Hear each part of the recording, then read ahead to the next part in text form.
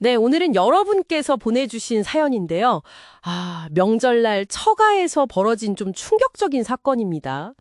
평범한 30대 후반 한 아이 아버지의 시선으로 한번 따라가 보겠습니다. 네, 이게 참 따뜻해야 할 가족 모임이잖아요. 근데 그게 어떻게 악몽 같은 상황으로 변해갔는지 그 안에 얽힌 여러 감정들 또 그 여파까지 한번 들여다보는 시간이 될 것 같습니다. 맞습니다. 그래서 이번 딥다이브의 목표는요, 이 복잡한 상황을 좀 단계별로 따라가 보면서요, 관련된 사람들 행동, 그리고 그 밑에 깔린 어떤 생각의 차이, 이런 걸 좀 이해해 보는 겁니다. 자, 그럼 이야기 속으로 들어가 볼까요? 네, 시작은 설날 아침 처가댁 풍경이에요. 그렇죠.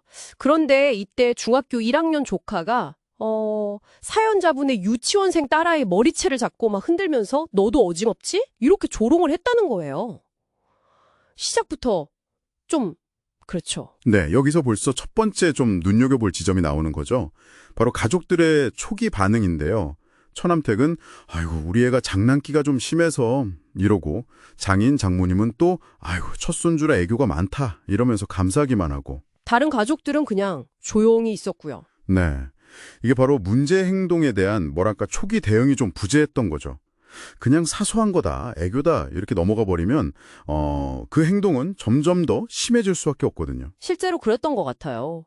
조카가 심지어 사연자 부부 앞에서 딸한테 다 죽어버렸으면 좋겠다 이런 끔찍한 말을 했다는 거예요. 아, 그건 정말 그냥 장난이라고 볼 수 없는데. 그렇죠. 명백한 언어폭력이죠.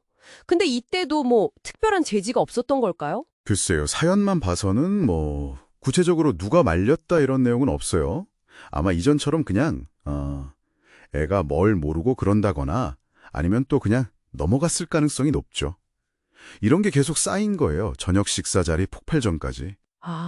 그리고 이제 저녁 식사 자리 조카가 아니 이딴 거 먹으라고 불렀어요? 이러면서 밥상을 발로 팍 차고 진짜 짜증나 다 죽어버려 이렇게 소리를 질렀다는 거죠. 와, 정말 상상하기 힘든 상황인데요. 그래서 결국 사연자분이 더는 못 참고 너 지금 뭐 하는 짓이냐? 이렇게 꾸짖으신 거죠. 네, 이게 어떻게 보면 갈등이 이제 확 터지는 그런 순간인데 근데 조카 반응이 더 문제였죠. 반성은커녕 아저씨가 뭔데 참견이야? 아저씨나 죽어버려! 이러면서 침까지 뱉고 욕설을. 정말. 그래서 결국 사연자분이 조카 뺨을 때리게 된 거군요. 네, 바로 그 행동. 그게 이제 모든 상황을 완전히 다른 국면으로 끌고 간 거죠. 전환점이 된 겁니다. 전환점이요? 아니 그전까지는 명백히 조카 행동이 문제의 핵심 아니었나요? 왜 그게 전환점이 되는 거죠? 맞아요. 객관적으로 보면 조카의 행동이 훨씬 문제였죠.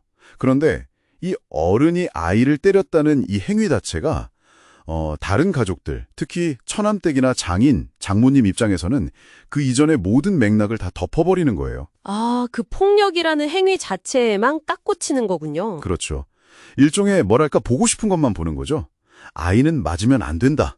이 생각에 사로잡혀서 사연자분이 왜 그럴 수밖에 없었는지, 그 전에 조카가 얼마나 심했는지 이런 거는 이제 중요하지 않게 되는 거예요. 그래서 처남댁이 막 어떻게 애를 때려요. 폭력은 더 큰 폭력을 낳는다. 막 이러면서 달려들고 장인 장모님도 합세하고 와중에 처남댁이 사연자분 딸아이 머리를 쥐어박으면서 너도 당해봐 이렇게 소리쳤다는 게 참. 정말 아이러니하죠.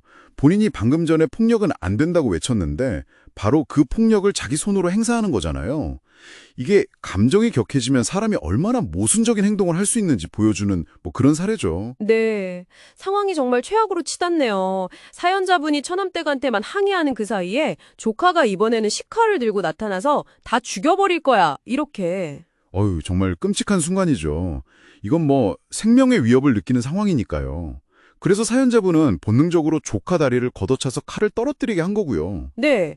이건 뭐 당연한 방어행동 같은데. 그렇죠. 상식적으로는 그런데 여기서 또 해석이 갈리는 겁니다.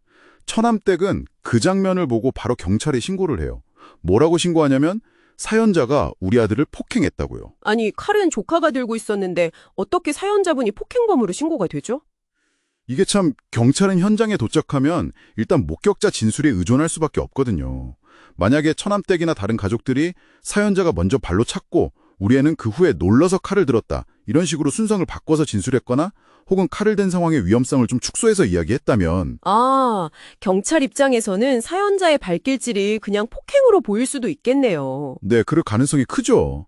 각자 자기 입장에서 유리하게 상황을 재구성해서 진술했을 수 있으니까요. 그래서 결국 사연자분은 폭행죄 현행범으로 연행되셨고 구속까지 되었다가 보석으로 풀려나셨다고 합니다. 처가랑은 뭐 관계가 완전히 끝났고요. 네, 따님은 아직도 그날 충격 때문에 힘들어하는데 처남두둔 심지어 네가 감옥 갔으니까 이제 우리 아들 마음이 좀 편해질 거야. 이런 문자를 보냈다고. 아, 정말 할 말이 없네요. 참, 그렇죠. 이 사건을 보면요. 한 가족 안에서 오랫동안 그냥 방치되어 왔던 어떤 문제 행동들, 그리고 좀 잘못된 방식의 애정이나 감싸기, 또 소통의 부재, 이런 것들이 쌓이고 쌓여서 한순간에 어떻게 모든 걸 파괴할 수 있는지 그걸 너무나 극명하게 보여주는 것 같아요. 네. 정말 안타깝고 마음 아픈 사연이었습니다. 개인에게도 또 가족 전체에게도 너무 큰 상처가 남은 것 같고요. 여기서 우리가 한번 던져볼 질문은 이런 것 같아요. 혹시 우리 주변의 관계 속에서 또는 여러분 자신의 관계 속에서 에이, 이 정도는 괜찮겠지? 하면서 그냥 넘어가고 있는 작은 균열 같은 건 없을까요? 어떤 문제 행동에 대해서 좀 건강하게 선을 긋고 또 제때 소통하는 게 부족할 때 그 결과가 어디까지 갈 수 있을지 한번 생각해 볼 필요가 있을 것 같습니다. 이게 단 한 번의 사건이 아니라 그 이전에 쌓여온 수많은 순간들이 결국 만들어낸 결과라는 점을요.